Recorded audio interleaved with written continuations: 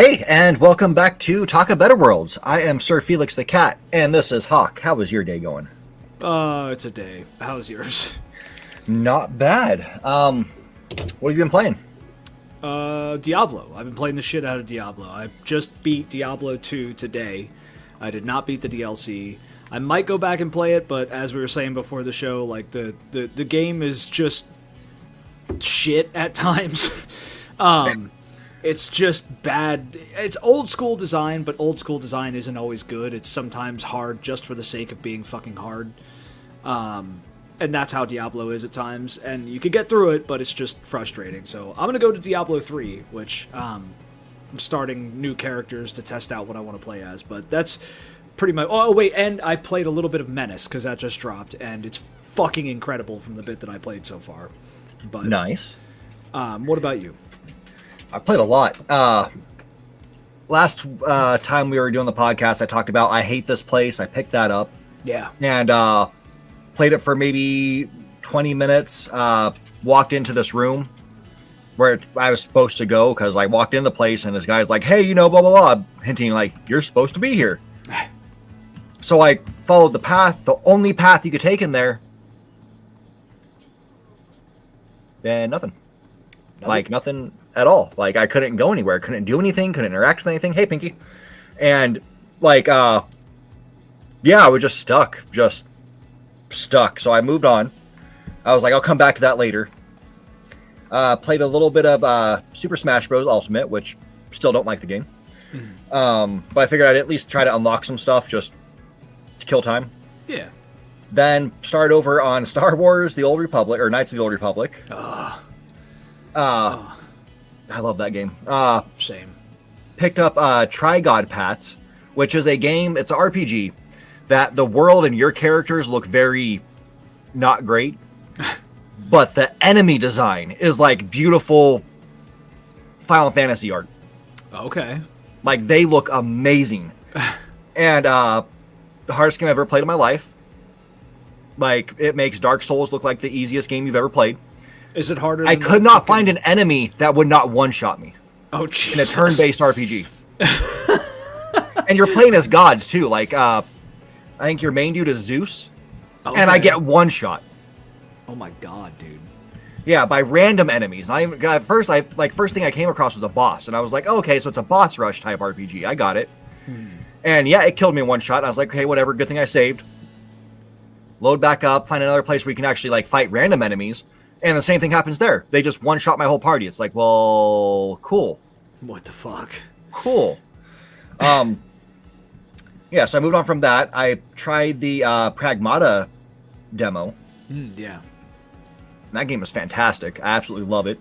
And then I went back to Dragon Quest VII. So, what the fuck is Pragmata? Like, what is it? I don't know. It is a action shooter, I guess, with some puzzles to it. Your main guy is basically the last survivor on this, I think it was a space station. The demo doesn't give you much on what happens. It just starts you off in a training room with a girl. Yeah. But, yeah, you're like the last one, the survivor. And you get this little android chick named Diana, who looks just like my sister when she was that age, which is really weird. But, yeah, basically, your guy is, you can shoot guns and whatnot, but the enemies you're fighting are like some AI robot type things. Okay. And basically, you use her, like, she'll come out and, like, you target the enemy with her, and this little, like, mini game comes up where you have to, like, cover all the little dots and get to the goal. And then that weakens the enemy. And then you quickly, like, do a bunch of damage to him. Okay. It's pretty crazy. But it plays very well on the Switch, too. I've heard the same thing about PlayStation and PC. It plays well. Given it's Capcom on PC, so one person's PC might be, able to run it while other ones just die and have horrible settings. But, yeah, so that's a thing. But it's a definite buy for me. That one is beautiful. It also has like a vibe of horror to it because of the enemies. Okay. So it's like it's not it's got the horror vibe without being a horror game, from what I've seen. Okay. Yeah, I'm gonna pick it up, or I'm gonna download the demo, because I've been interested in that since they like announced it, however long ago. It just looks unique. It looks interesting. So yeah, I definitely want to try it. Yeah. Yep. It is good.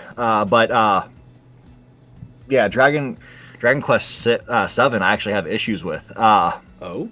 They streamlined it, and the game is still fantastic. So they streamlined it compared to the original one, because the original one on PS1 is a goddamn grind fest. Like, it is the most grindy game I've ever played.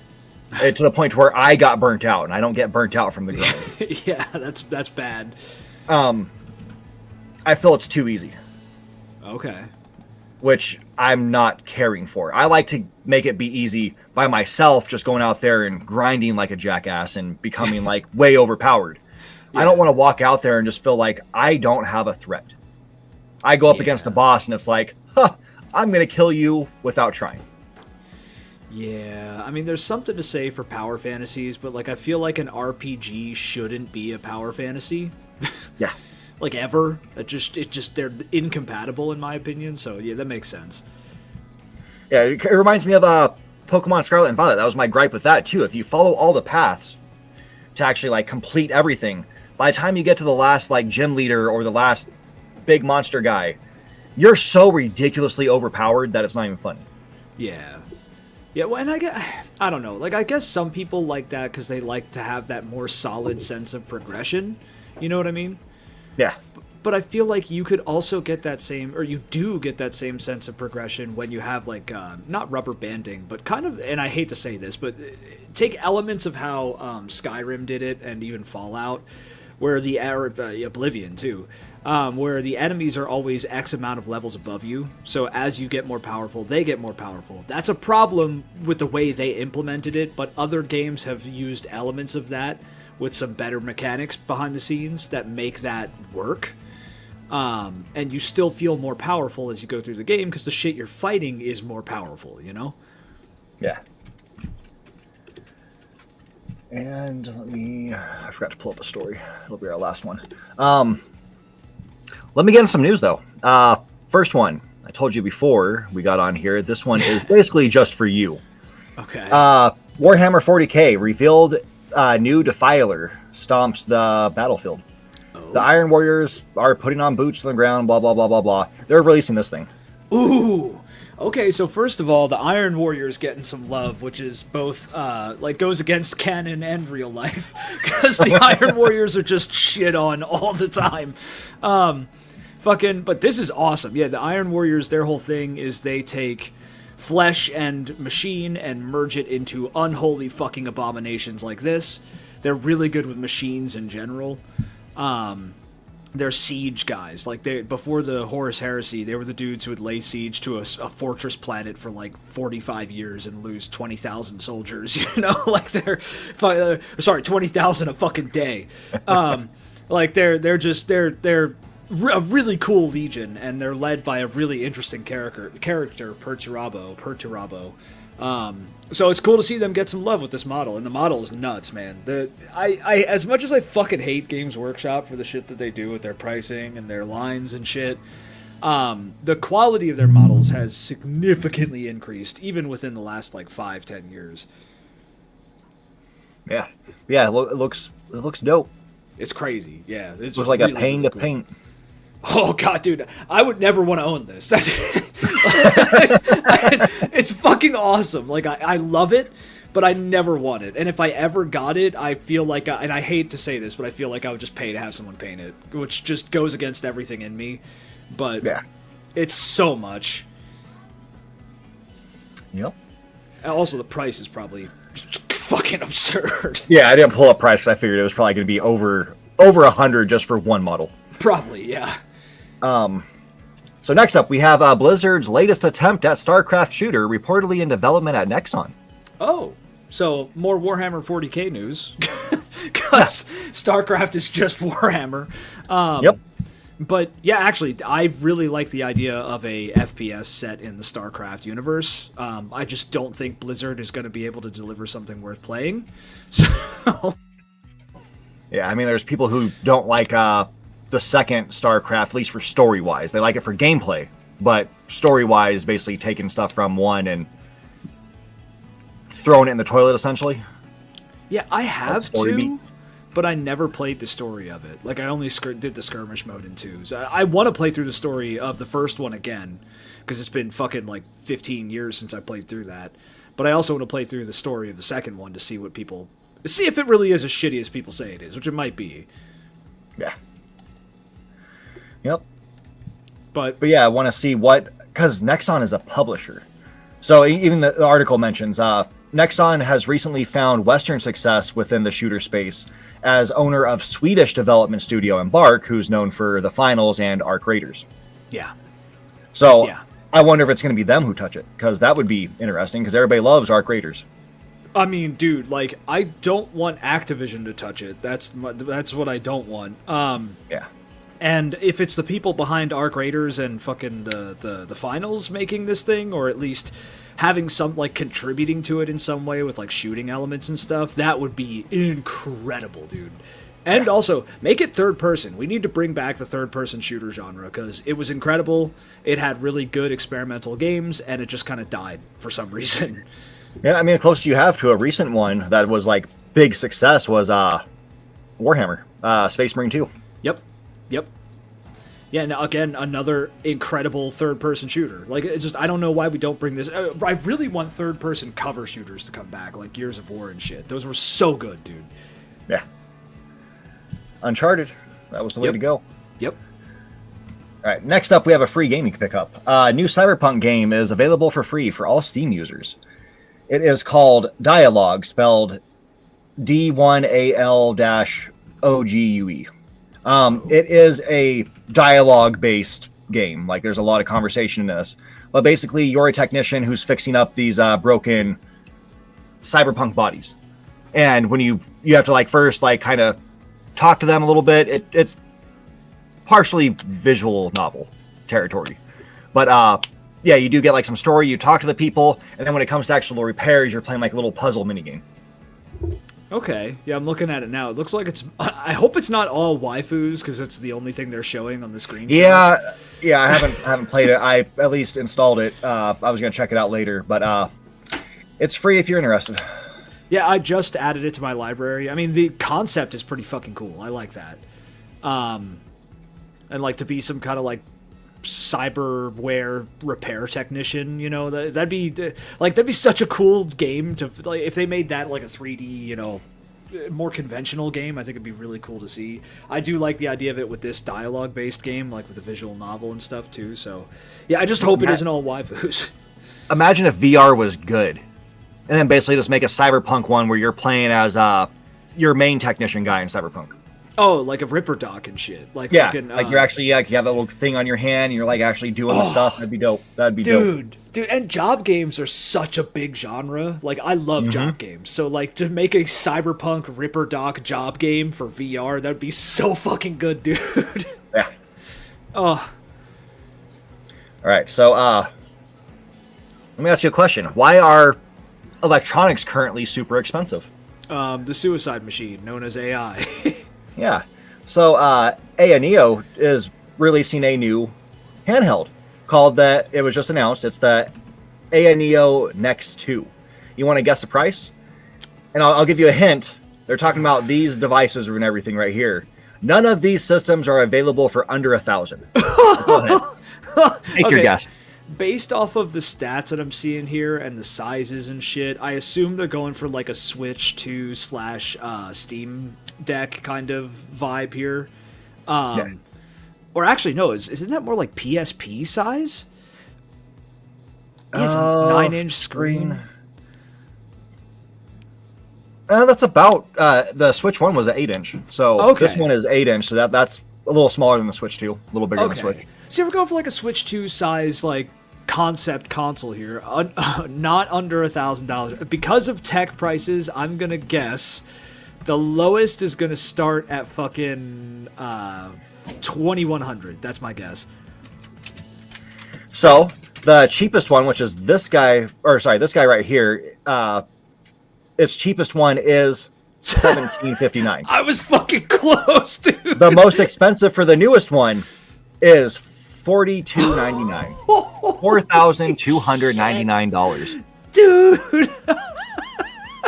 If you're paying $4,299 for a handheld, you should be getting a handheld fucking lead slinger, okay? And putting that to your temple. Because that is fucking crazy, dude. Oh my god. Oh yep, my and you can even God. see how they jumped in prices.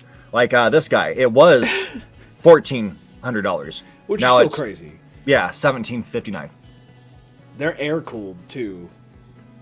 Fucking, which I don't know how you'd even water cool a system, a handheld system, but that's probably coming in the future. Well, they have that new liquid shit. You know, you want to pay $4,200 for a handheld? Here you go. Have it have the best fucking tech in terms of CPU and GPU for laptops. Okay. Slap those into a handheld, and then for cooling, have it have that fucking goo that they've created. I forget what it's called, but it looks like gooey water, but you could just submerge a PC in it, and it'll keep it cool forever. So have that shit rolling around on the inside of this fucking console to keep it cool, dude. Like, and have a fucking 4K display on it. There you go. 4K, 60 to 100 FPS. That's worth $4,200 fucking dollars. Yeah. Mainly it's because of this right here. Memory. Yeah, which is nuts, dude. Yeah. Yep. God. So let's talk about a movie. There was this movie that came out years ago, and I was excited for it because I love the video game franchise, but it was called House of the Dead. Oh, yeah. And I didn't know it was in theaters ever, but I saw the DVD the day it came out, and I was like, oh, yes, and I bought it. And I started it up, and I'm watching with my buddy, and we just both agreed, like, okay, so the first 20 minutes is like a softcore porn. That's what we're watching now. And, yeah, the movie just didn't pick up from there. Like, it was just bad the whole way through. Well, we're getting another one. Woo! But this one actually is going to have people in it. Oh, okay. Well, wasn't yeah, they picked up Isabella Merced. I mean, there was a porn star in the first one. But wasn't the first one directed by Uwe Boll or whatever? I believe so, yeah. Yeah, so, I mean, that's what you should expect this from him. But, fucking, is he also directing the second one, or is this like a proper Paul W.S. Anderson. Oh my god, they got fucking Paul W.S. Anderson on this shit? Yep. What? Okay. I mean, I don't know how this happened. Like, why are they getting such a high-profile dude on a House of the Dead movie? Sega really wants to bring it back. So are they making a game along with this now, or? There might be a new game coming out. I mean, they just did the remaster of or remake, I think it was, of one a year or two ago. I think so, yeah. And I mean, it had its issues on launch, but they did patch it to make it better. How do you do a House of the Dead movie and not be just another fucking zombie movie? That's what I'm like. Well, see, they kind of need to mix in what the other douchebag did to destroy the movie. Yeah. You need to have that level of cheesiness, because if you actually pay attention to any of the dialogue or story for House of the Dead, it's horrendous. Like it's bad, but it has that like special cheesiness that makes you just stay interested in the nonsense that's going on. Yeah, it's porn level writing. Like unironically, it's porn level writing. So like, yeah, the voice acting always matched how bad it was. You can tell the voice actors are just like eating it up. Like, oh yeah, we're gonna play this the worst we possibly can. Yeah, it was great for that. So like that's what I'm thinking. They're gonna have to make this like a comedy satire kind of zombie movie, effectively, for it to be anything worthwhile. So yep, yeah. If they try to take it too seriously, it's gonna be dumb. Which I guess that does make sense with their choice for director then too, with Anderson. Like, he could probably pull that off. Yep. But yeah, this what's her name? Isabella Merced. People know her from The Last of Us, James Gunn's Superman, plus Alien Romulus. Yeah, I don't know who the hell she is. I've never heard. I'm out of the loop with actors and actresses though, dude. Like, my knowledge of actors and actresses stops at, like, I don't know, 2015. Yeah.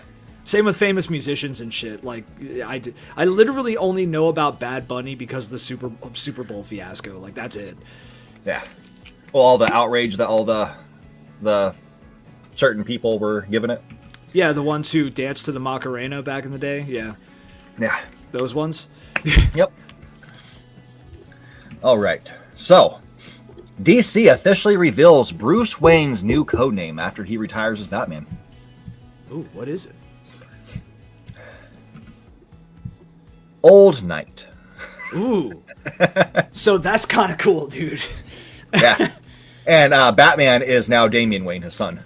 Ooh, okay. At least in this new series for DC KO Nightfall, number 4.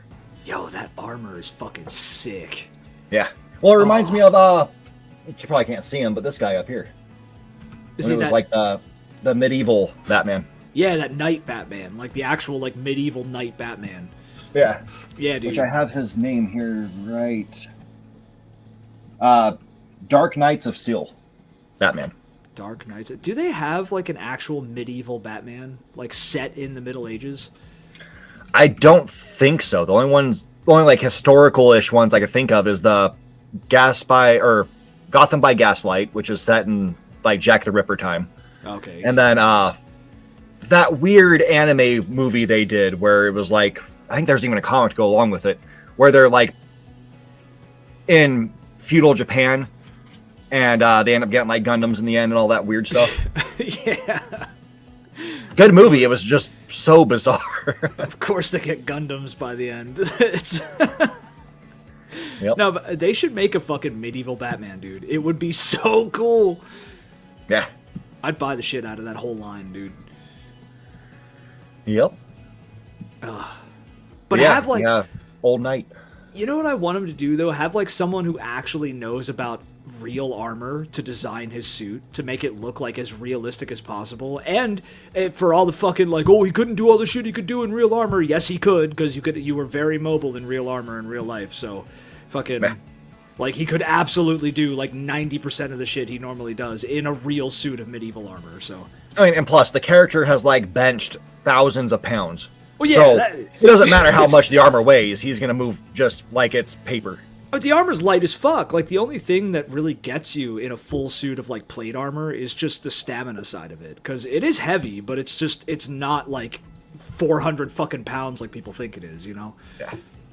I think in total it's about 80 pounds. It's about the same weight a modern soldier carries on him. Next, we have there we go. The next Xbox is coming in 2027! And the strategy behind it is a bigger deal than people realize. And this is coming from Windows Central, so they're hyping up a thing that fucking nobody wants. Nobody wants.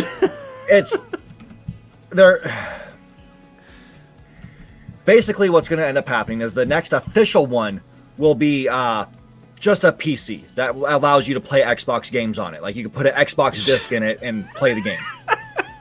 But Epic's even come out and said, like, oh, yeah, we know if they're going to allow us on there, we're going to go ahead and start making an app for them. Oh.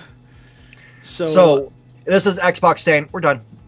Yeah. It's a bigger deal than people realize. Yeah, it's a big deal in a bad way. Like, I like the fact that we have the competition of the 3 consoles, even though Xbox hasn't been putting up a fight in a few generations. Yeah, like 2 or 3. But it allows things to stay fresh and competitive. Yeah. If we just have it go down to one console, it's anarchy. Yeah. If say it's Sony who stays around and they're the one console, you're going to start seeing their games costing $200 because you know what? They have no competition. They can do whatever the hell they want. Yeah. Corner the market, and then you could literally set the price to whatever the fuck you want and people will buy it. Yeah. Like, and that's it. And because we have a drone consumer economy with people who just endlessly consume to fulfill their self-identity, like fucking people will literally buy anything no matter the price. So, like, yep. And you're right, Xbox hasn't actually been competitive in a long time, and fucking the most recent iteration they put out, nobody really seemed to buy it. It's not performing well. It hasn't sold well. It has no games on it. The specs on it are shit. It's outperformed by the PS5 in almost every metric. Well, see, that's the thing. If it didn't have to have the Series S to like fuck its design for the X, it would be a genuinely powerful console. Probably, yeah, probably. But they still designed it to where it has the core of the S with the add-on of the X, then it can't use all of its power. Yeah. Well, and they cut the fucking RAM in half for some reason. Like, they split the RAM, so it just... I don't understand what they were... Like, normally when companies make stupid decisions, I could, like, kind of see where they were coming from in a lot of cases. It's a bad choice, and it was fucking ill-founded, but, like, I could see it. I can't see why Xbox did half the shit they did with the whatever the fuck the newest Xbox is. It just doesn't make sense to me. And even Sony came out, because didn't we talk about last time? They were like, yeah, we're just gonna like kind of hold off on the PS6 for X amount of time, you know. Yeah. Like, even they're smart enough to be like, okay, we realize nobody like has really worked the PS5 to the point of nobody has utilized the PS5 as well as it could be utilized yet. So why the fuck are we making a PS6? Yeah, I mean, Interstellar's been a game people have been waiting for since basically the system was released. Yeah, and at that point when it was announced, it was already planned to be a PS6 game. Like, they announced a game a generation before, almost a full generation before. Why? Which is wild. If you're not even planning to make things for the current console, and the games you do come out with, people have an issue with, like the new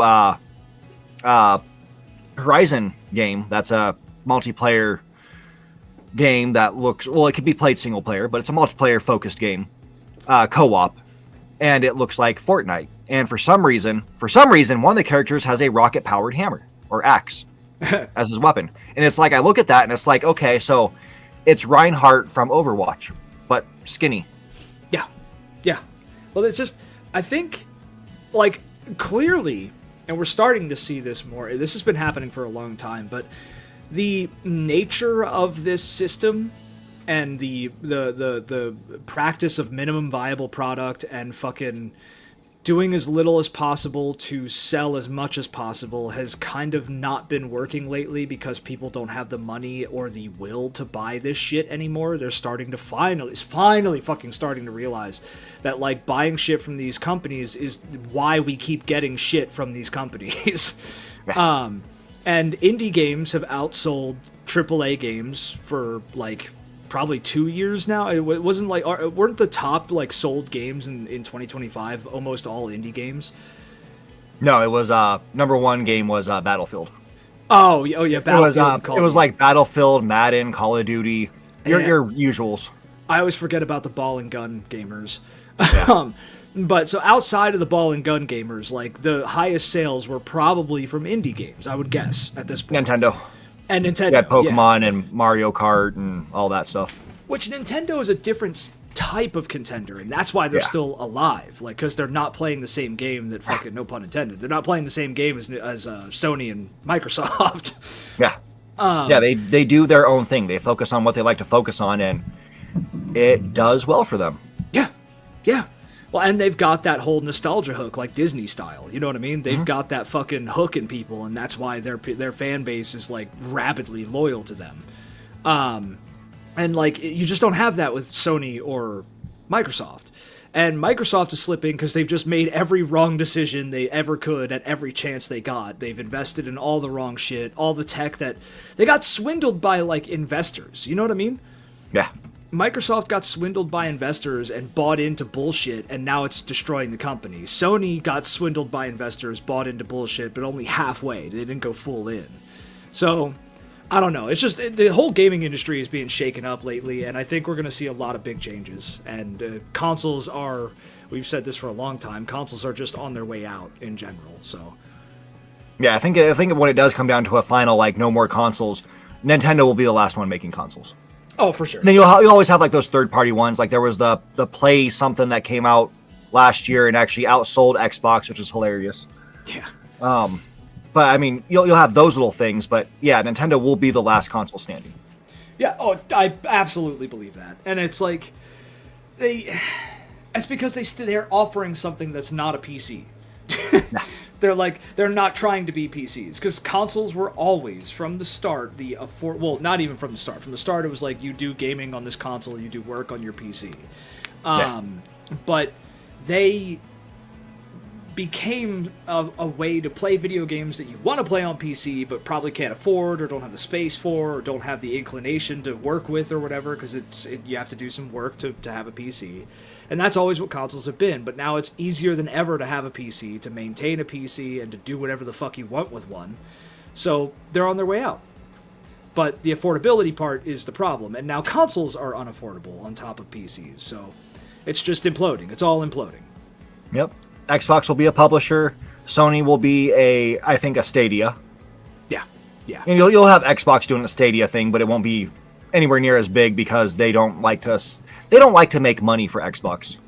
I want to say it's just bad business on their part, but it's bad business on Microsoft too. Like, stop trying to force them into bad things. Yeah. Well, and the whole Stadia shit will never work. It'll never work. Like, even Amazon is trying to do this shit where they're doing, like, their streaming games and shit like that, until these elites fork up the fucking money, or the government, which it never will, forks up the fucking money to totally revamp our internet infrastructure in the United States and make internet a utility. Streaming for gaming will never fucking work as a mass replacement for consoles, ever. Well, you just got to get T-Mobile, where you can play your games everywhere. Yeah. I'm waiting for that. I'm waiting for one of these like phone companies to team up with Game Pass. Like, Yeah. you use us and you can play Game Pass everywhere.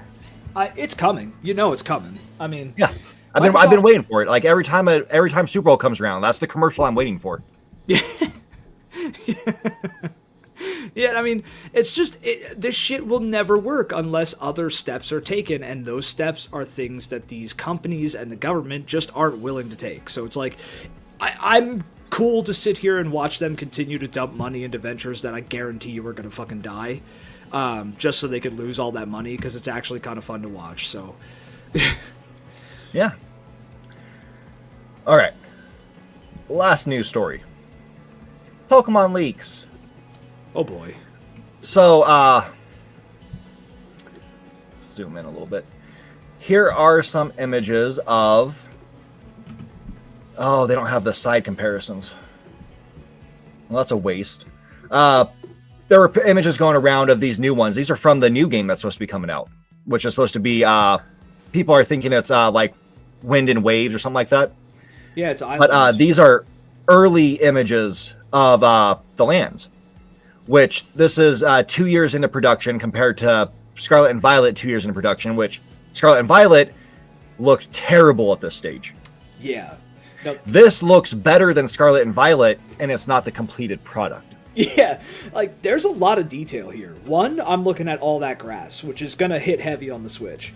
Well, that's the thing. This won't be a Switch game. It'll be Switch 2 only.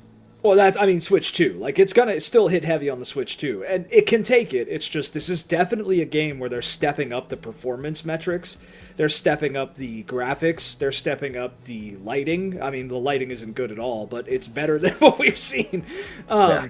They're stepping up a lot of shit. Like, look at all that. Like, that's a lot of grass being rendered, dude. So they probably have some kind of system that's going to help the Switch do this, because I believe the Switch, I mean, this is like a flagship title, you know, like, this is fucking, you associate the Switch with Pokemon at this point. So they're going to put everything they have into this. Oh yeah, that's crazy, dude. They have no textures yet, but that's fucking crazy. Yeah.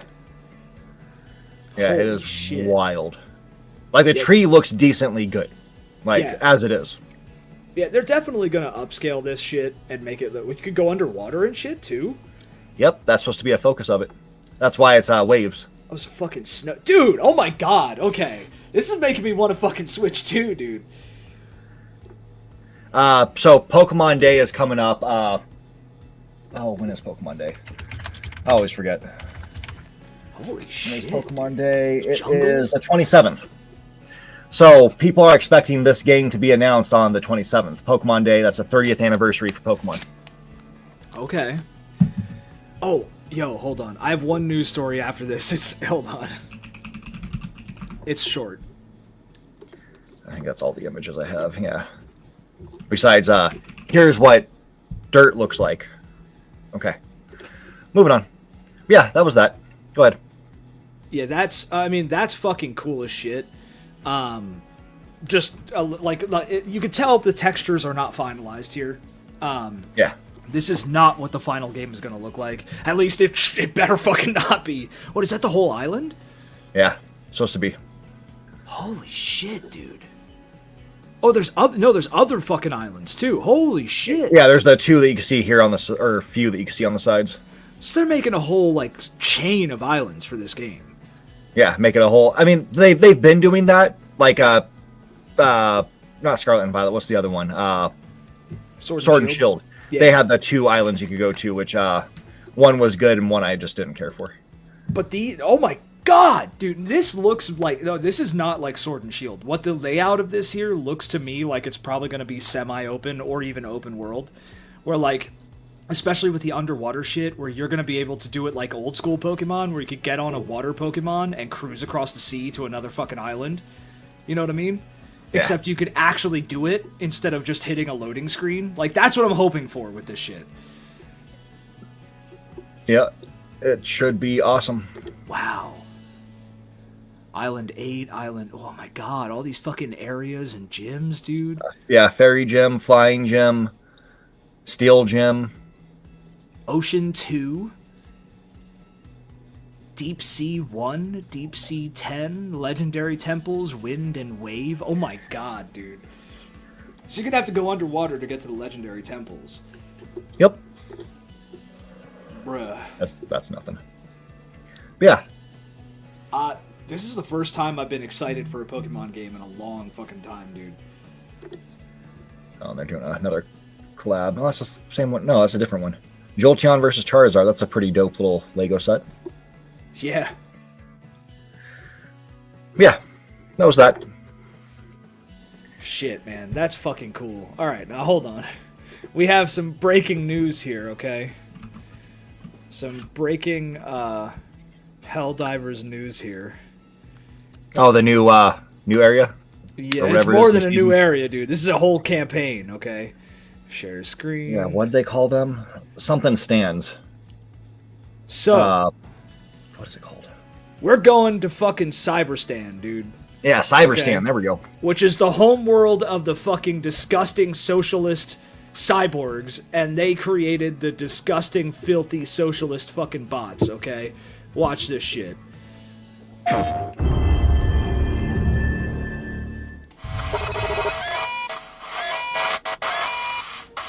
Cyberstan has remained as a stain on the face of our galaxy.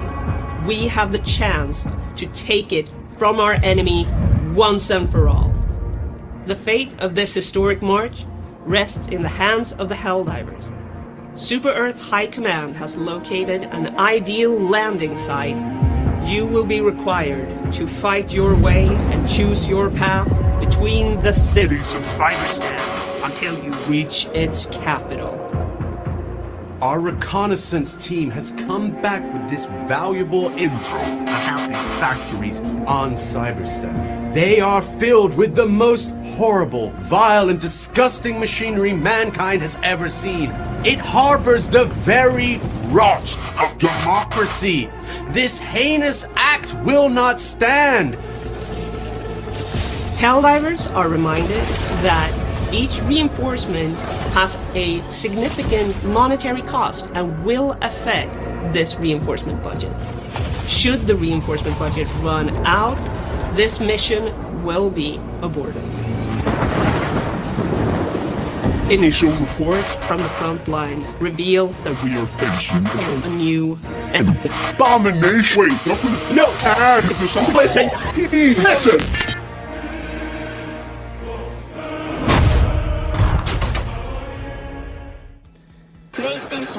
So, fucking, it's already been confirmed, not in this video, but the cyborgs are back, and they are on Cyberstan, and we're going to fight them and the fucking bots, invading the homeworld of the disgusting machine.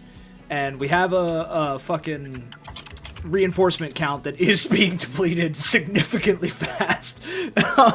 It's terrifying how quickly people are dying in this invasion, and we're not even we're like 2 planets away from Cyberstan, so I don't even know if we're gonna make it, but I really hope we do, because I've wanted to land on that planet and fucking spill oil since the game came out, so it's very exciting to me, at least. Awesome. But yeah, if you play Helldivers, get the fuck on and don't die. Do not die. All right. Let's move on to one of our bigger stories. Which, I mean, we kind of already talked about one, which was Xbox failing. To go more into how they failed, let's just do that one first. Xbox Microsoft did their financial report for last year, and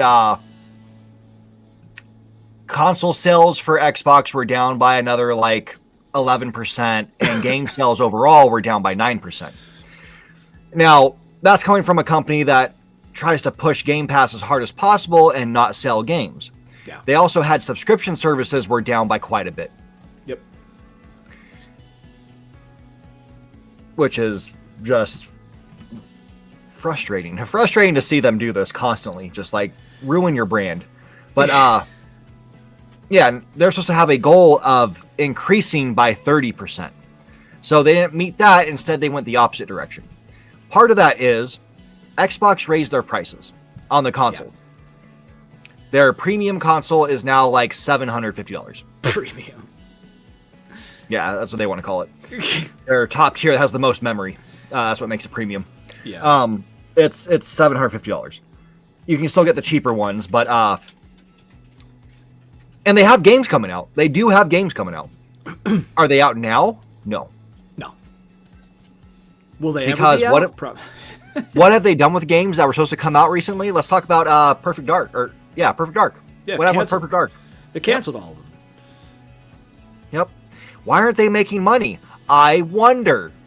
You guys don't let anything come out, and when you do, it's small games or Indiana Jones. Yeah. And the other thing is too is every company at this point is losing money, or is not, maybe not losing money. They're making tons of fucking money, but they're not making as much money as they want to make at this point, because people can't fucking buy anything, dude. People can't afford anything. So who can afford what is it, $30 or $40 a fucking month for Xbox waste, whatever the hell? You know what I mean? Yeah. Yep. Nobody can afford this shit. Yep. Yeah, it's way too overpriced. Everything is. And what they do in response to this, instead of thinking hey, let's try selling games again, and also if we're going to go full publisher mode and keep doing Game Pass, let's port every single game to places where they're going to sell, which means everywhere. Port them everywhere. Yep. Put all your games on PC, which they do go to. Put all your games on PlayStation, which they're starting to go to, and also on Nintendo. Because what does Nintendo do for its services? Well, you can play older games, but if you want to play a new game, you know what you have to do? Every time, you have to buy it. Yeah. And the player base does that. Yep. If a game comes out, they truly do support it, because you have people who play everything. Some people have, still to this day, their main console might be their PC. Their backup, a Switch. Dude, that I would guess 40% of Switch owners are primarily PC players. Yeah. But I have a Switch and I'm a PC player. Yeah. And you also have some that play PlayStation still. You also have some that might play Xbox. I think that's a smaller group. Yeah. But these other platforms, you have to buy games. PC, I'm not counting that because you do have Epic Store and you do get free games. Yeah. And sales, which are so steep that you're basically not buying them. Yeah. Yeah, and it's make sure you're putting them on everything on PlayStation, everything on Nintendo. Every time. So, one of my favorite studios happens to be owned by Xbox. Yes. And it makes me so happy to see that they're dying under Xbox. That is Obsidian, who we've talked about quite a few times. And it's so frustrating. So there's a game they put out and Microsoft wanted this to be a multiplayer game. And it took them like a couple years into production. They finally said, like, this isn't going to work. They're going to make it a single player game. And that is Avowed. Yep. That is why we have NPCs that don't move. They're all stationary. Don't react. And when they're at when they're at their booth, it's because it was meant to be a multiplayer game. Yep. So you can't have all this extra stuff going on in the multiplayer realm, essentially. Just too much to do for it. Yeah. And yeah, so Avowed 2 just got canceled. Which sucks. That, dude, you know, we talked about this. We're basically just going to rehash what we talked about before. Like, fucking, we both love, I mean, I played like 2 hours of Avowed. I will buy it at some point. I will beat it at some point. But it's better now because they've been patching the shit out of it. Oh, yeah, I'm sure it's definitely improved since I first played it. And I really like the magic in the combat system, even though it did feel like something from 2011. Like it feels old, it plays old, yes, but I still liked it a lot. And fucking, we both really like the Pillars of Eternity world, which it's set in. Yeah. And I'm afraid that because of Microsoft strangling Obsidian now, Obsidian is probably going to be shut down in 2 years. Let's be real. But if they're not, they're saying they're safe right now. Yeah, they said. But they're basically going to be a fucking support studio for the most part. And if they're going to make a game, they can make something like Pentiment. Or what was that what it's called? Pentiment, yeah. Yeah, and then also the Honey, I Shrunk the Kids game. Yeah, well, I mean, I want another fucking Pillars, and we're never going to get it now. Yeah. If we do, it's going to be another company. Yep. And so it won't be, because like Obsidian. That was a fucking passion project. Oh, absolutely. And I mean, Obsidian, while yes, they are stuck in the past, sometimes that works in their favor, like with the isometric CRPGs that they make, like Pillars of Eternity. It worked fucking brilliantly for them, and their writing was still solid as fuck in that game. Yeah. In both of them. Yeah, they excel in writing. It's like old school BioWare. Yeah. But that's the thing is, does that Obsidian even still exist anymore? You know what I mean? Like some of them do. Some of them are still there. A couple of them have left, started other studios. I can't remember. There's one. I can't remember who they are. Aren't they working on something we're both excited for? Yeah. Yeah. I can't think of what it's called. I forget who they are, what it's called. Yeah, there's so many games, dude. Yeah, someone from Obsidian left, like one of the bigger people, and made their own fucking dev studio. Kerry Patel, who was the director of Avowed, left to join Netflix Studios. Oh. And then former Fallout New Vegas lead writer John Gonzalez left to join Smilegate Barcelona. Oh, okay. And he also worked at Guerrilla Games, Guerrilla Games. Guerrilla Games. And then Chris Avalon left in 2015 and has since worked in various places. Like Chris Avalone, or Avalon, whatever his name is. He's the most notable. Yeah, it's Avalone, I think. That's how everyone says it, at least. But yeah, no, I mean, it sucks to see these studios get just murdered by Microsoft, or because it was EA back in the day. It was EA doing the killing. Yeah. But now it's fucking Microsoft, which I never thought would happen. But here we are, and now say goodbye to Obsidian. Like you said, they say they're safe, but this is also the company that fucking destroyed the studio that made their best-selling game in the last fucking 10 years. You know what I mean? Yeah. Fucking what was it? It was that indie game with that smaller studio, or was it Rare or something? Which game?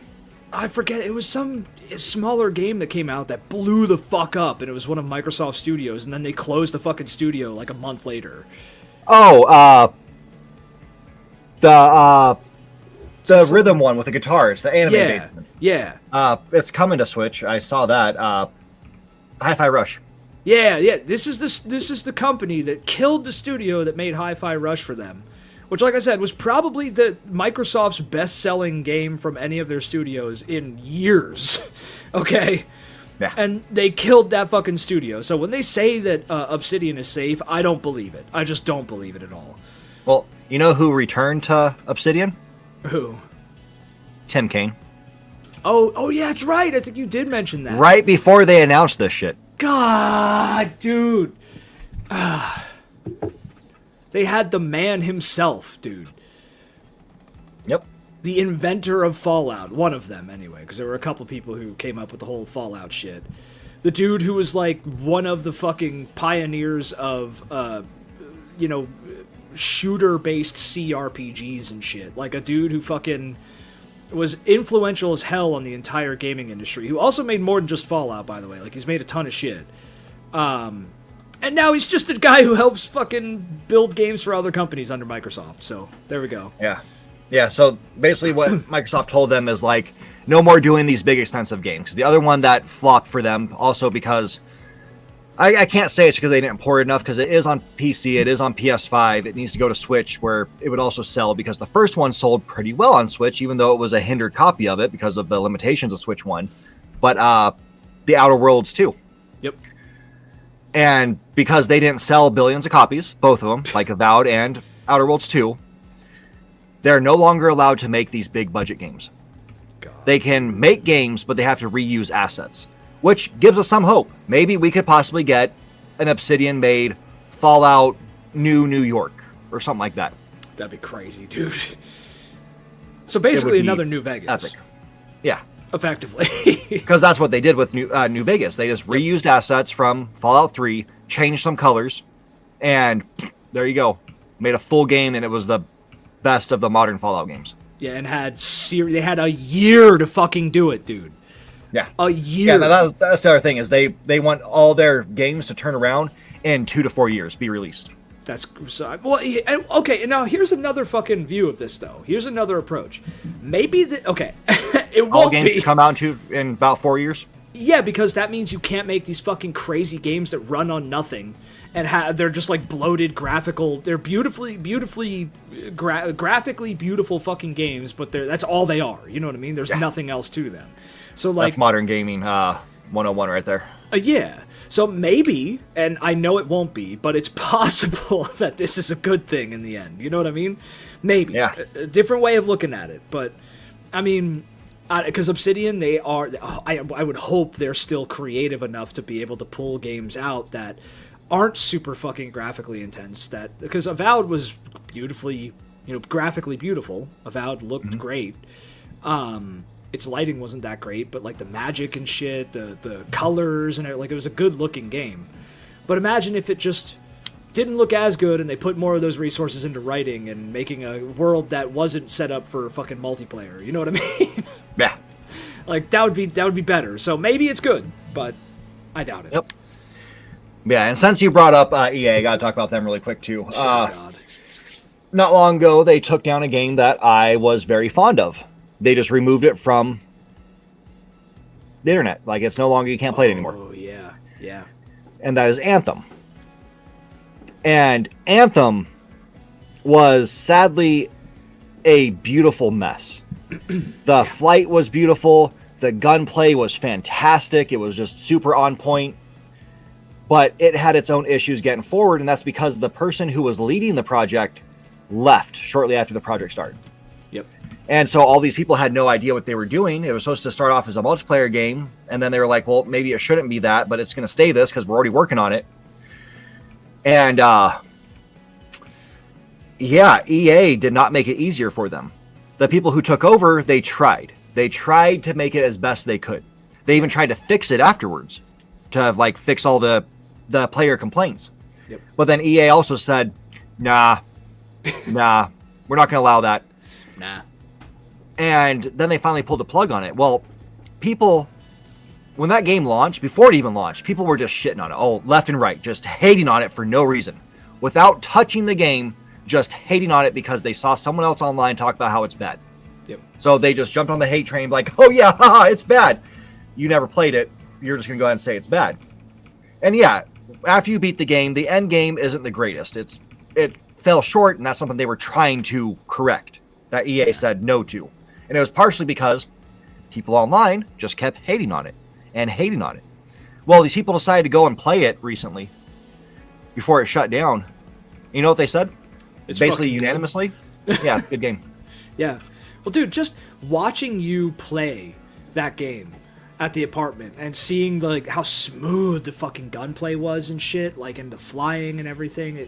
There was a great game there. There was the potential for something fucking awesome there, dude. If EA had let the people just fix it, just finish it, it could have been wonderful. We could have had Anthem 2.0. Yep. And it would have been the game it was supposed to be. Yep. They made a engine it wasn't supposed to work with work. Yep. It was not supposed to be like that, and they pulled something off, which was just glorious. Yeah. Yeah. I mean, the concept of like a mech suit like that too, where it's not quite a mech, but it's not quite a bodysuit. You know what I mean? It was Iron Man. Yeah, it's an Iron Man outfit. Like, you could just fucking roleplay an alien Iron Man, or Iron Man on an alien planet, effectively. And, like, it was cool as shit. The concept was so cool. And it's just, half the execution was there, the gameplay execution was there. Well, I mean, I should say elements of the gameplay execution was there, because from the looks of it, it seemed like it was just kind of still boring, you know? Like, it played very well, but you did the same thing over and over again. Yeah, after a while, like, towards the end, it did get super repetitive, but even the repetitive part felt good to play.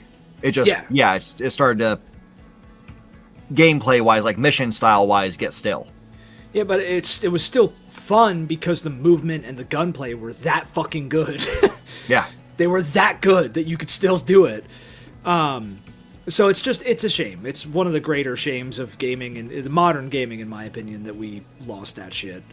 Yep, and EA refused to let them make an offline mode. Yeah. Or to make private servers a thing. Instead, they decide, no, we'll just scrap it and say, you know, middle finger to everybody who worked on this and everybody who loved it. Yep. Yeah, fuck you for buying it. Fuck you if you worked on it. Fuck you if you loved it. You know, because that's what these companies do. That's another reason why streaming games, like having streaming be the primary way of playing video games, will never fucking work until some serious changes happen. Because people are already pissed about always online games. You know what I mean?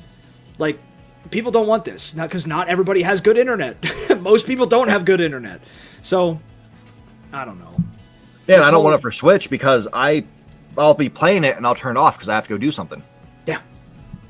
It just ruins your whole connection. Every cloud game I ever played on Switch was absolutely terrible because of that. Yep. Well, it's like playing Diablo 3 and Diablo 4. Like, if I want to pause for a minute, I get fucking kicked. You know what I mean? Like, it just... Yep. Or like when the internet, because the internet in my area is not the most reliable, if I have a fucking like hiccup in the internet for a single second, no matter what I'm in the middle of, it just kicks me. So it's like, I fucking hate it, dude. And especially for a game like Diablo 3. This game is ancient at this point, dude. The last time I beat it was on the 360. Can I not fucking play this game without being online? Like, God. All right. So... Oh, hold on one second. I didn't see this. The last story we have, their last topic.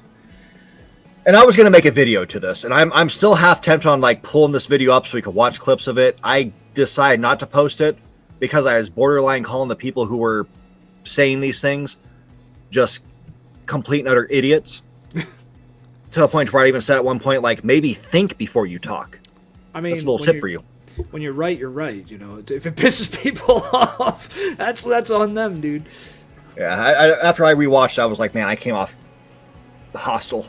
You should, dude. Sometimes you have to come off like hostile. Yeah, I was like, this just has me pissed off. Like it does. It's so frustrating.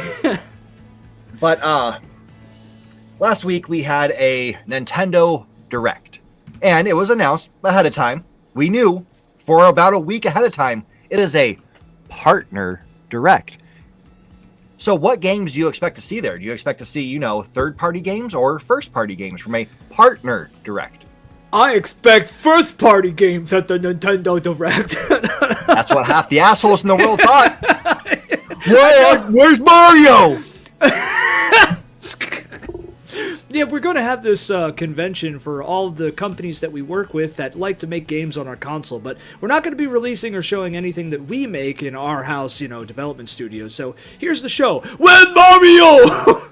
Yeah. Where's fucking Mario?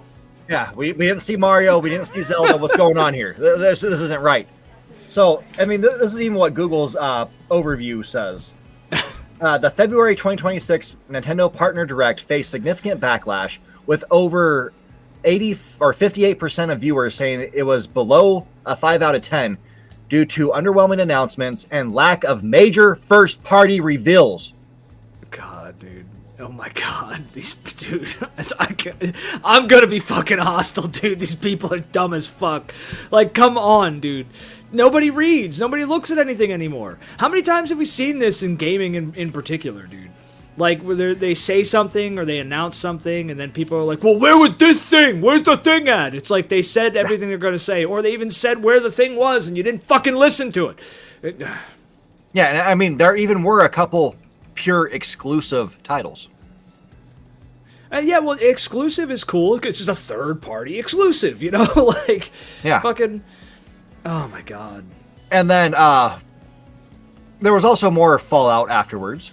No pun intended, because Fallout was one of the things announced there. But people were upset that they were getting ports. Bruh. One of them being Fallout. What the fuck? I've already played this game. Oh my god. That's what it comes down to, because when you watch a direct that's meant for the entire country, you know who matters most? You specifically, because you've played it. You are the only one that matters, so they should just cater to you, who has your head so far up your own ass. It's this, like... Fucking, I'm the main character. I'm the only one that matters. Yeah, dude, it's main character syndrome shit. And it's like, okay, the other thing I don't understand is I see this all the time online. Like, I already beat this game, why would I play it again? It's like, what? Because I see that in all kinds of contexts. Like, I don't understand why people think that they can't go back, or that it's like a waste of time to go back and play a game. Like, if there's so many games that I played and beat when I was younger, or even like 10 years ago, you know what I mean? When I was like 22, fucking, like, still an adult, still younger, 10 years ago, played a game. I come back and play it today again, and, like, I take totally different shit away from the game. Like, it's a totally new fucking experience. And because I've changed significantly in those 10 years. I don't know, maybe these people don't, you know what, they don't change. These people don't change. They're just fucking children. That's the thing, their entire also. Lives. A lot of them, we know through stats, through, like, facts, they aren't playing through the entire game. Oh yeah, they aren't beating. They're like, well, I played the first 10 minutes, so why would I play the whole game again? Yeah, I never got the achievement for leaving the vault. Why would I play through that game? I didn't get immediate gratification, and I didn't have something holding my hand the entire way through it, so why the fuck would I try it again? There's a shocking amount of people who have never left the vault in Fallout 4. How many is it? I want to know. Like, how many people have Fallout 4 but have never fucking played it? Like, on PlayStation, it was like 39% never left the vault. Wait, hold up. Let me fucking go on my Steam here. Hold up. Yeah, I don't know what it is on Steam, but yeah, it's PlayStation that stat came from, and it was like, what? Because don't you get an achievement for leaving the vault? Yep. Achievements view. Oh, wait, I have... Oh, okay, so Fallout's a hard way to measure this, because I have no achievements for Fallout 4, despite the fact that I have 372 hours in it. Yep, because of fucking mods, so... Yeah, that's why the stat came from PlayStation, because it didn't matter. Yeah, well, before they put mods on PlayStation anyway, because they do have mods on console now, too. Yeah. But, I mean, statistically, we know people don't beat games. They don't. Yeah. But yeah, Fallout 4 was announced for it, along with... Because, that little elf himself came out, and he said, like, you know, if you're like us, you grew up and have a fondness for Nintendo, because it's the first one. It's what we all know. The first. Well, yeah, it's not the first, because Atari was out there and all that shit, but, like, it was the first Atari. big one who saved everything after Atari decided to make E.T. Yeah. Yeah. And, yeah, he announced Fallout 4, and I'm excited for that. Have I put a lot of hours into Fallout 4? Have I put just a stupid amount of hours into Fallout 4 on the PlayStation? Yes. Yeah. Is this a game I'm going to buy later this month? Yeah. Yes. Yeah. Hey, one. And you know what I'm going to do? I'm going to put another, like, 100 plus hours into it, because I like building. Yeah. I mean, it's not the best Fallout game, but I'll play the shit out of it again, because I love Fallout. Well, we talked about it before. Like, it is a terrible Fallout game, but it's a really good survival or building game. Like, it is great for those things. If you want to play traveling around and building up these civilizations and decking them out with like weapons and all this shit is so much fun. Yeah. I'll even get into a loop where I'm just like literally going from like encampment to encampment buying shit just so I can fast travel to the other one and build this one up, and fast travel over here, do the same thing over here, and just build up civilizations for like 5 days straight, no sleep. Yeah. Well, I mean, and dude, having done it, because I know you don't like survival, but I've done that shit, like rebuilding the fucking towns and stuff in survival mode. The satisfaction you get out of that is fucking crazy, because you fight tooth and nail to rebuild these towns. You know what I mean? Yeah. Yeah. Like, you have to walk. There's no fast travel. The weight is increased and shit. So like you are like actually sacrificing everything to rebuild these towns. So when you rebuild them and set up trade networks and get people coming in, it really feels like you're rebuilding the wasteland. It's cool, dude. See, I'll walk for a bit, but then after a certain point in the game, when I start to get like closer to like Boston itself, and I'm doing this, then my attention span is at risk if I start doing the walk. Yeah. Because I'll see something, it's like, oh, I'm going to go explore here for a while. And then I, like 2 hours later, it's like, oh, wait, I was trying to get copper. Yeah, and that is a real problem. What I do is I just, like, fucking make notes. I'm like, if I find a place or something, I'm like, oh, there's that place. I'm going to come back there later. But it's really hard. Yeah. It's very hard to do because you will get sidetracked, but you just kind of have to be like, if I don't get these resources to where I'm going, people die. So, fucking, I need to do this. Yep. But yeah, they also announced Indiana Jones, which I'm excited for that because it was decent on Xbox when I played it. I just wanted to test it out, and I was like, it's decent. So that's cool. That's coming out. Get another port. Give it more chance to shine because Indiana Jones as a franchise is a beautiful thing. It needs to be not continued. I hate the last 2 movies, dude. I fucking hate the last 2 movies. We need good shit for Indiana Jones. Well, yeah, in the movies, unless Nintendo decides, or not Nintendo, Disney decides to do what Disney does and replace actors and reboot it, then, yeah, we're not going to get another one. So I hope they don't do that. Yeah. It could stay dead for all I care. I'll even accept the bad one with, like the worst one, in my opinion, with Shia LaBeouf. LaBeouf. I mean, yeah. That one was just horrendous. Just stop making fucking Indiana Jones movies. Make more games. That's what I want. Yeah. And then they announced the Oblivion remaster for Switch. And I was like, that's cool, because we have Skyrim, and I've played Skyrim to death. I mean, I forgot to mention that. I was playing Skyrim recently, too. And, let me get back into Oblivion. Because it's another franchise I will spend a stupid amount of hours playing, even though it might not be the greatest port. It's still decent. It looks decent on Xbox. It's going to look decent on Switch. Or Switch 2, I should say. And so I'm going to play it. A lot of ways, like, in terms of gameplay and mechanics, it's objectively better than Skyrim. So, fucking, like, it is the better choice. Although, I just wish they had a port of... Like, I wish with the fucking remaster, they also did... You could play the old one? Yeah, like an upscaled port of the old one, you know? Mm-hmm. Because there's a charm to the old Oblivion, dude. Like, it's... Fuck, I don't even need it upscaled. I'll take just the base original one. Fucking like highest settings, like 720p. Fucking. It'll be like playing the Switch 1 on my Switch 2. I'm down. I mean, it would translate really well on the Switch. Like it would like very well on the Switch. So yeah, I don't know. I think I hope the new remaster runs well on Switch, but I don't know, man. It's a lot to put on the Switch 2, and it's badly optimized on PC. So. And you know that fucking Bethesda can't make games for anything but Xbox that run well. I was actually surprised by the new update to Skyrim, which broke it on PCs again. It is fabulous on the Switch 2. Wait, they did a new update? Yeah, the, hold on. Hold on.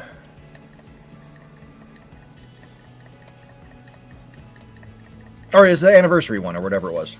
Oh. My system would connect. Yeah, the, like, second anniversary one that they put out. Yeah, and it, like, re-broke it, and it...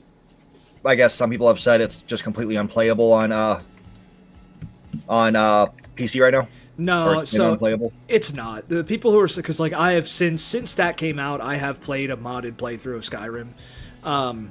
It's not unplayable. The people who are saying that are basically like holding on to mods that are like 15 years old, that haven't been updated in 5 years. You know what I mean? Like, those are the ones that are saying that. Or they're just straight, because here's the other thing, we know people don't fucking read. We know people don't read. So what they'll do is they'll put together a mod list without reading the descriptions of any of the mods they put, and like 3/4 of them are incompatible with each other, and then they'll never touch the fucking load order, and you ask them, did you adjust your load order? And they're like, what's that? Like, those are the people saying it's unplayable, dude. Yeah. But yeah, it plays very well on Switch too. It's like a fluid game. It looks so much better. The frame rate is 60, which is crazy. That's surprising, yeah. Because that's the first time I've played it on a console at 60. Yeah. Yeah, which I think it's 60 FPS on like PS5 and whatever the fuck Xbox too. Yeah. Yeah, I never played on those. I played on PS4 and Switch. Yeah. Yeah, it's a beautiful thing. And reason I'm excited for Oblivion and Fallout is we never had Oblivion on Nintendo. Yeah. Ever. We've never had a Fallout on Nintendo. We've had Wastelands, but we've never had Fallout. Yeah. So we're getting a series that's never been put on there, finally coming there, and people are like, this is bad. That's bad. People, they're just fucking stupid. They're just stupid, dude, and they don't know what they want. It's, you know who's saying that? It's all the gunball gamers. Like, those are the people saying that. And I bet you most of them don't even have a fucking Switch. Like, that's just how it is. It's the same shit you see on like the comments for Steam and everything, where you have like the pages on Steam where people go and like the forums and shit attached to games.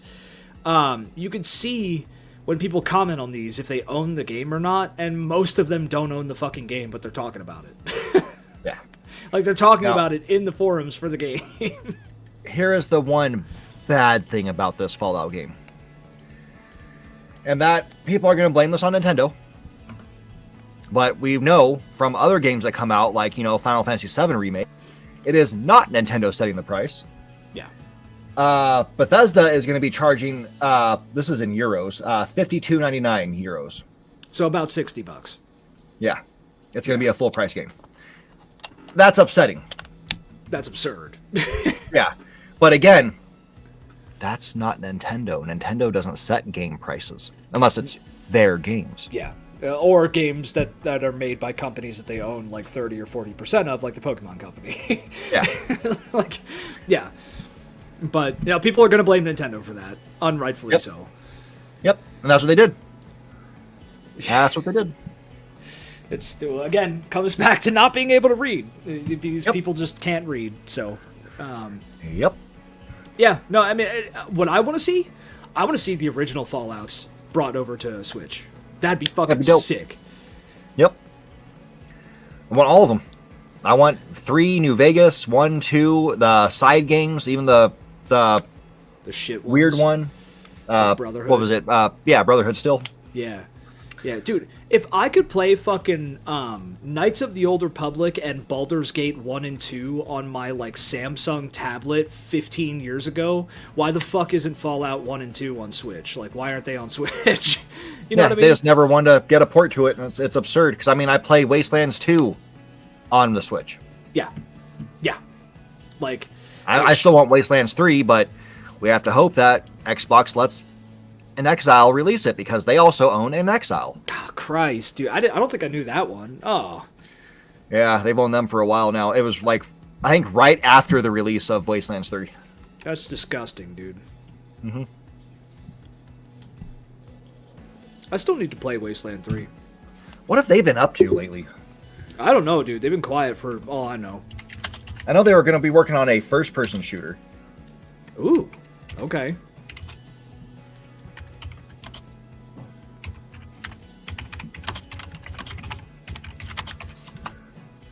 Let's see. Oh, yeah, that's right. They're working on an action RPG. Clockwork Revolution. Oh. I forgot about that. Oh, yeah. I forgot about that one, too. Yeah, that is a game I am looking forward to. I hope it comes out to other things. Right now, it's only going to be Xbox and Windows. Yeah, I think it's probably going to stay that way in an attempt to sell consoles. At least for a while, until they finally give up on their shitbox. Yeah, because the game looks beautiful. Yeah, it looks fucking good, dude. But yeah, that is the state of idiots in that are just chronically online, and that's the people who are complaining the most, are those who are chronically online. Yeah. They've lost the conception of reality. And what made me the most mad is the whole reason I made the video. I'm sitting here minding my own business, just watching YouTube videos, and I see a thumbnail on my suggested videos, and it's saying why you should not buy a Switch 2 now. And I had multiple issues with that. One, the thumbnail called it a port console because of the Direct. What? But the second one, yeah, I mean, no other console gets ports ever. Dude, the word port seems to have just been fucking destroyed online. Like, do people even know what port means anymore? Like, nope. But saying people shouldn't buy it now. Now, Nintendo just had their investors meeting, and they did the corporate speak of saying, like, oh, for right now, we're not raising prices. But there's gonna come a time where they have to raise prices on their console. Yeah. So, would you, A, rather get a game or a console for, what I pay for mine, $500? About 500, yeah. Yeah, $500, and I got a game with it. Or would you rather pay $500 to $600 and not get a game with it? I mean, I'd pay the $500 with the game, clearly. I mean, my strategy for the Switch 2 is to wait for, like, fucking 12 years and then buy it for, like, $200. Yeah, if you're gonna wait... Well, I mean, fuck, the 3DS is more expensive than it ever was. Yeah. Like, I'm just gonna wait until the economy collapses and the world falls apart and we all, like, have to live on bugs and society's imploded, and I'll find a Switch in an abandoned game store somewhere and fucking power it with my generator that I stole. That's what I plan on playing the Switch 2. In between raids from the fucking zombies and shit, But yeah, basically telling people that they should wait a little bit. Like, not wait until, like, you're planning on waiting, but, like, wait till, like, maybe next year and then get one. Once there's more first-party titles out. You're telling the people, wait until it goes up in price and you can't afford it at all. So it's more like these, that device we talked about earlier that's $4,000. Yeah. And then get it. Because I don't understand shit about the economy. I don't understand that AI is just raping everything right now. You should wait and spend more money later. No, maybe get it now if you can afford it. If it's in your budget. Yeah. Get it now. Play the games that are out for it, are coming out for it, and then you'll see those big titles, like hopefully on the 27th we get the announcement of the new Pokemon title, which looks better, way better than Scarlet does. Yeah. Well, I mean, the Switch 2 isn't going to be affordable to the average person for the next, like, probably at least 5 years, at least. It's just not. It's only going to go up in price. So, like, until the AI implodes or, I don't know, aliens gift us with, like, fucking 12 new RAM factories or something, like, until something like that, or God intervenes, until something like that happens, fucking the Switch 2 is just, until Satan comes out and fucking gives us a Switch 3 or something, I don't know. Like, until some crazy shit happens, the Switch 2 is going to exclusively go up, and all tech is going to exclusively go up in price, period. We're gonna find all these, like, hidden, RAM storage places. We're going to use the discombobulator on them, and we're just going to take it all. Yeah, I don't know, like, maybe we built a time machine to, like, fucking 2018 or something and steal all their RAM, like something miraculous like that happening. Unless something like that happens, we're not, the Switch 2 is maybe that did happen, and that's why the PS5 had such a shortage at the beginning. Maybe the fucking AI created a time machine to go steal RAM from the fucking past. At this point, dude, with the shit that's been coming out, man, anything's possible, man. Anything's fucking possible. Oh, man. No, and also, on the topic of fucking ports, by the way, literally anything that comes out on anything other than a PC is a port. Anything. Anything. Well, I wouldn't say that about, like, console exclusives, like ones that were only for console, never on No, it's still PC. a port. It was made on PC. It's still a port to a console. I'm pretty sure that's a giant misconception. They make them using dev kits with PCs.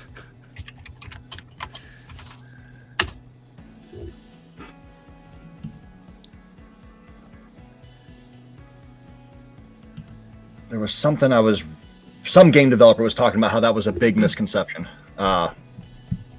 What's his name? What, saying they don't use computers to develop video games? They're made on software that basically a normal PC can't run. But it's still on a PC. Yeah, like a specialized PC. Yeah, but they're still computers. You have to do development on a computer. Yeah, but if a normal person's computer can't run it, I wouldn't call it a regular PC port, like a port from a PC. I mean, it's still a computer though. Like it's the build is still there. Like it's still a PC. It's just a highly specialized PC for Modern Vintage Gamer. That's his name. God, I couldn't draw John up so big of a blank on his name. Like you MBG. can't boot up a PS5 and make a game on it. You know what I mean? Like it's a specialized PC that you build video games with. Oh, hey! So I just happened to click on something on Google. Most gamers don't finish games due to overwhelming game length, the constant influx of new releases leading to distortion, analysis paralysis, which happens to be the last album by 4 Year Strong. Yeah. No, it's the same reason why you sit there and look at the fucking menu on Netflix for like 3 hours before you watch something, you know? I just look for anime, and I pull up anime right away. I First just watch- one that looks like it's going to be pervy as all hell is what I pull up. I just watch And then I fucking- quickly change to something that's not like that. I watch shows that I've already watched because basically everything that's out today sucks ass, so that's where I'm at. I still want to rewatch The Office for like the 500th time. Dude, I can't. Like, I fucking evolved, and The Office is just depressing. Like, I don't know how you It's don't reality. find it depressing, dude. Because it's reality. It's just like, yeah, I connect with this because that's life. It's Depressing. literally, yeah, like, their lives mean nothing. Their jobs mean nothing. They're trying to find purpose by just bullshit with each other because everything in their lives is pointless.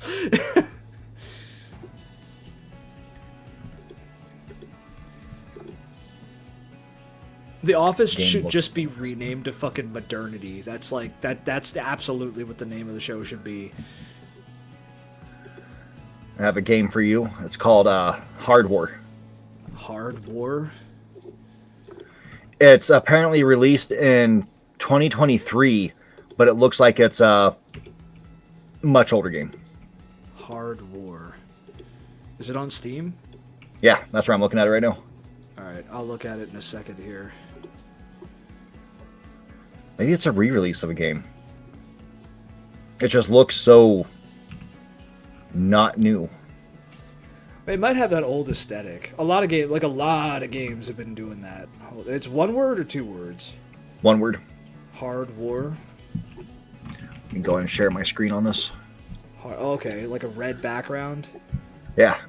Oh yeah, this looks like it was made in the early 2000s, like fucking 2001, dude. Yeah. Time somewhere in the future. Optimism, mind critters. Before the optimism became misplaced during the time of investment, MindCorp operative. I mean, it's got very positive reviews. Only 51 reviews, but they're very positive. Yeah. Vehicular combat. It's like a flight combat game in some dystopian future. This Yeah, looks something fucking I might cool. actually pick up. Yeah. Oh, they got real fucking live action videos too? Yep. Oh shit, dude. Okay. Yeah, it's $10. I'm buying this next month. I'm fucking buying this game, dude. Yeah, looks interesting. All right, so let's wrap up by talking about how old we are. Oh, fuck. And I was already talking to you about some of this stuff. The Mario franchise is over 44 years old because the character's first appearance was as Jumpman in 1981, which means Mario is 45 years old now. Mario's older than me, dude. Yeah, older than me. Older than both. Yeah, older than both of us, dude. Yeah, it's wild. As I mentioned a couple times, this is Pokemon's 30th anniversary. Yeah. Which is kind of crazy. Like, that I remember playing the first Pokemon game. Yeah, I was 9. I was 9 when Red and Blue came out. So I was 2 when it came out.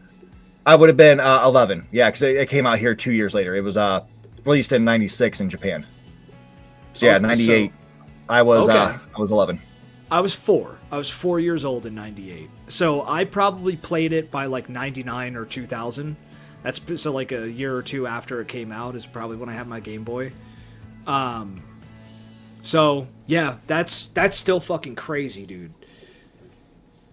And then Dragon Ball is also over 40 years old.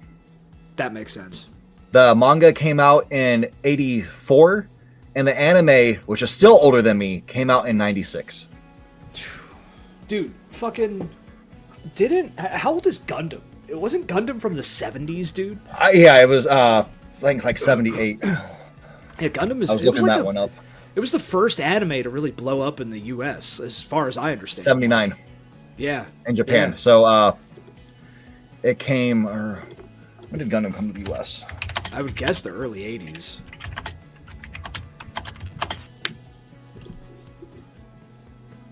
'81. Yep. There we go. And then it aired in Cartoon Network 2000. But the first movie was 1981. Yeah, dude. That's crazy, man. Yeah, it's wild that we got Gundam Wing before we got Gundam. Yeah. Yeah, because like the other Gundam spin-offs hit the US before the mainline show. Yep. And then the mainline show blew up, but then they made those movies too that were they were condensed versions of the show that were probably what most people watched in the US instead of the actual show. You know what I mean? I think it was like 2 or 3 movies that just condensed the entirety of the show. Yep. And then we got all the other fun shit off of that, like all the spin-offs, and now we're at like Iron-Blooded Orphans and all this shit. Fucking, it's cool. It's cool to see what Gundam has turned into. Are they doing anything new with Gundam?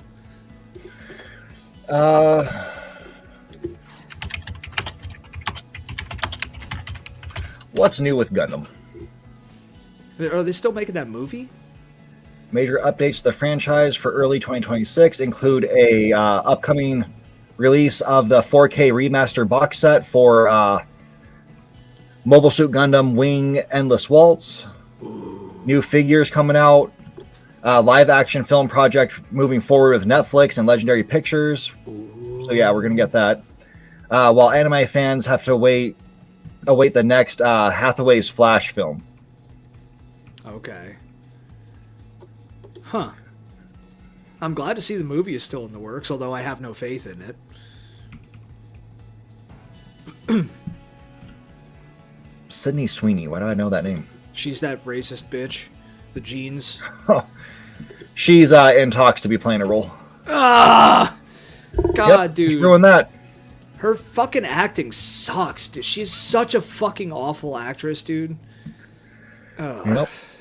She's literally like hot face McTits. That's the only reason she was cast in anything. Oh yeah, you know what we didn't talk about on the show yet.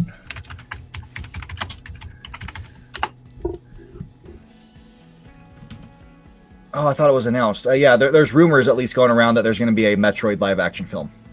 Oh? Oh yeah, we talked about that. It wasn't on the show, but we did talk about that. We were talking about like fan casting and shit. Yeah. Yeah, dude. They better not fuck that one up, man. Yep.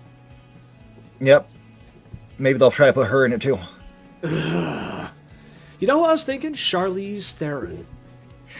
Yeah, she is. A lot of people want her for Samus, but age as well. That's the only thing that gets her is she's older.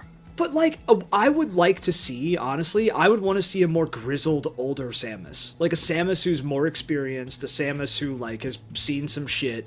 Not like bitter, you know, not like Batfleck Batman, you know, but like just a more experienced, older Samus, I think, would be kind of cool to see. Yeah. Yeah, that would be good.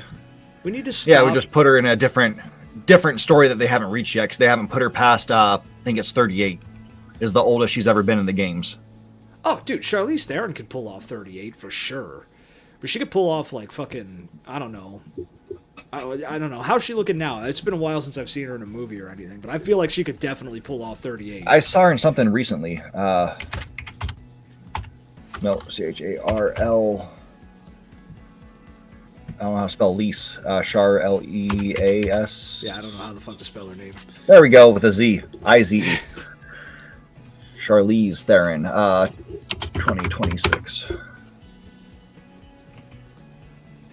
Oh. Oh, is she looking rough? Hold on. Oh, no, it just looked bad in a close-up. Yeah. She definitely has, like, she did something to her cheeks. Or that's just makeup carrying a lot. But yeah, it's makeup. Same with her eyes; they look all like drawn in because of the dark shadow. Yeah. No, I think she could pull off 28, or what is it, 38? Fucking yeah, 38, yeah. Dude. She could definitely pull off 38. She could pull off like 35. I mean, I still couldn't believe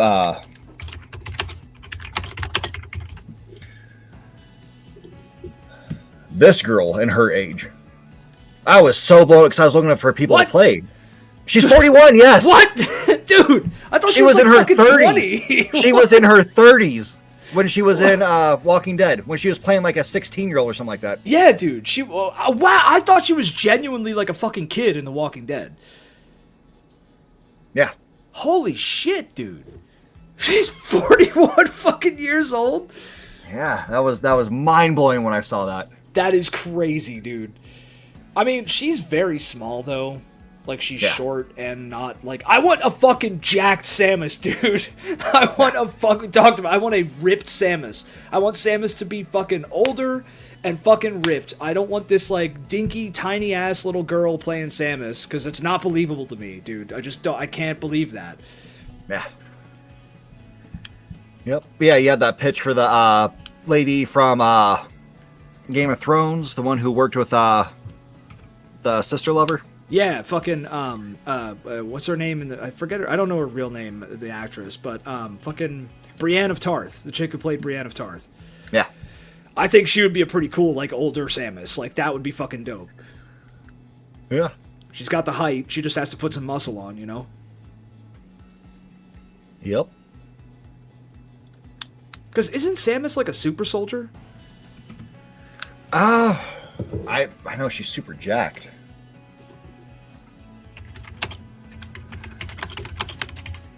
I feel like artwork I've seen of her outside of her armor, she's not very built. Like, she's kind of skinny, which I don't like. Like, no, she's jacked. Oh, she is?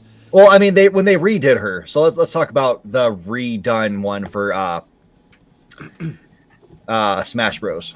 She doesn't look anywhere near as buff. Okay. Yeah, that I'm not... I like, she's a fucking soldier, dude. But yeah, not that she should be... She's not a bodybuilder, but, like, she should be in fucking really good shape.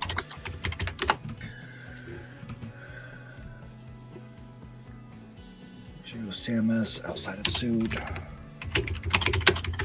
Watch out for some shit. You might get some shit. Oh, yeah, I should. I would fucking put that down until you find something safe for fucking YouTube. First image isn't too great. You can at least see her six-pack.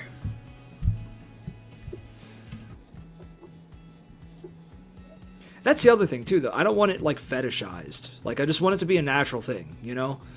Yeah, I mean, she looked like she would be a boxer type thing. Yeah, like So fucking. not like too gross, not like a weightlifter. No, but, and that's she where looked like great shape. soldiers aren't fucking bodybuilders. Like they're not huge. They're built. They're in good shape because they carry a bunch of fucking weight and it's cardio. It's all fucking cardio.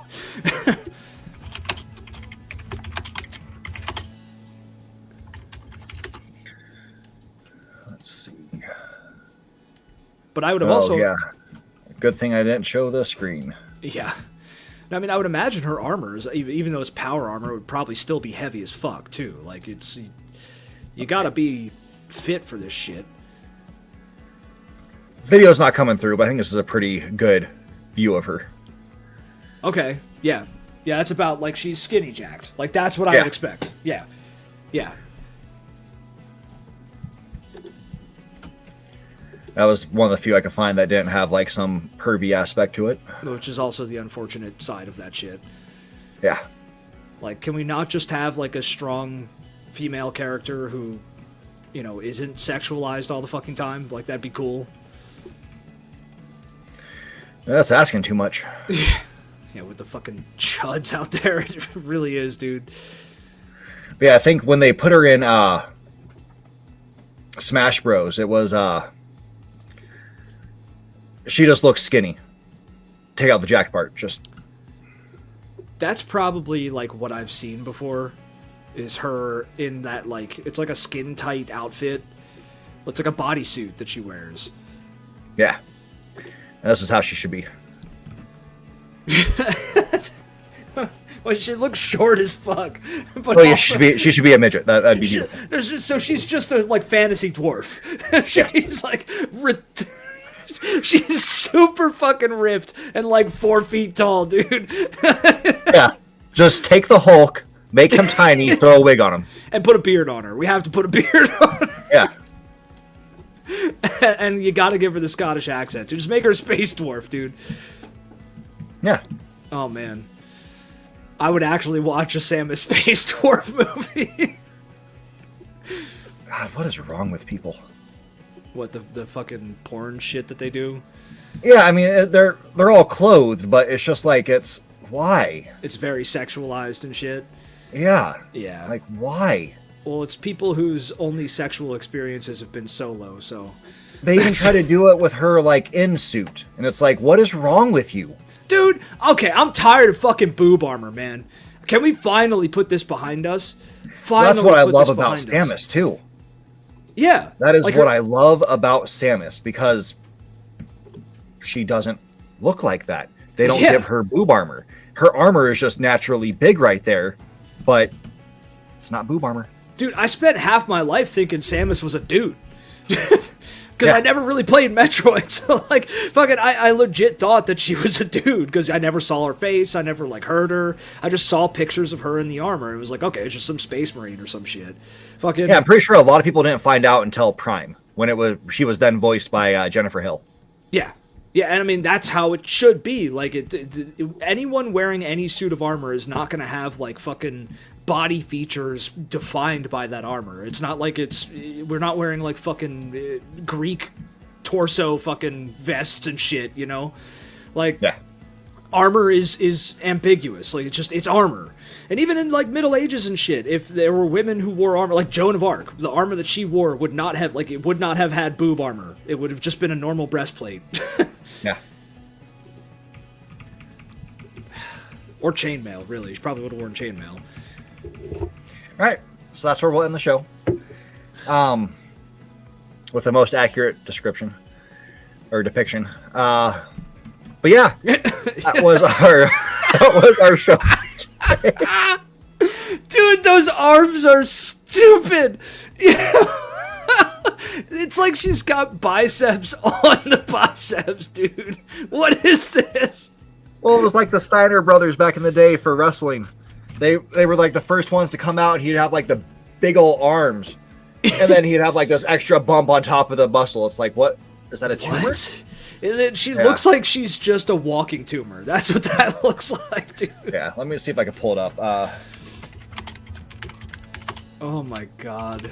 I think I've pulled them up before. The Steiner brothers. Steiner. That's a fucking German name if ever I heard one. Images. Oh, where's the good picture?